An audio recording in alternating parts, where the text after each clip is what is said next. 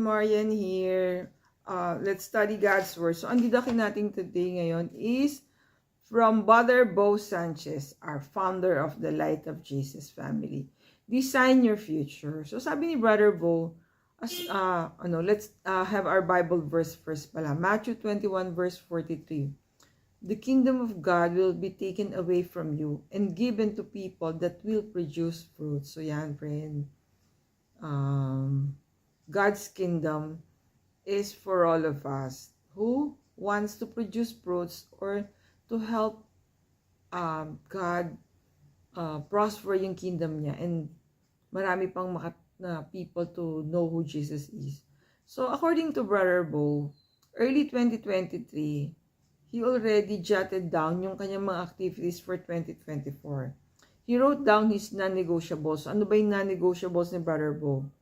Weekly dates with wife, time with kids, family vacations, personal retreats, writing days, time with leadership team. So friend, no, this involves, when you choose your activities, no, yung coming activities, it involves our beliefs, our values, at what matter most for us. So yun yung mga activities natin.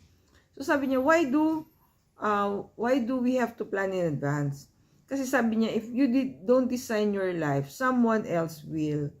The key to living an abundant life is to do what God wants you to do. So yan, kasi, di ba yung social media, pag hindi natin yan na manage well, it may,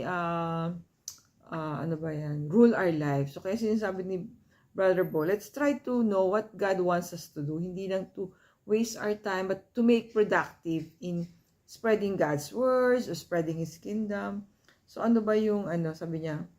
Friend, design your future. Bless God's kingdom through the fruits you produce. Ayan, friend. So let's use our riches, our skills, our talents, our time to be productive and make a difference to other people's life. Share natin what we know. Not just yung financial, but also the talents, the skills that we have. Let's propagate kung ano man yung natutunan natin in this life and nurture din natin the people around us so that they will learn the wisdom and the skills that we have.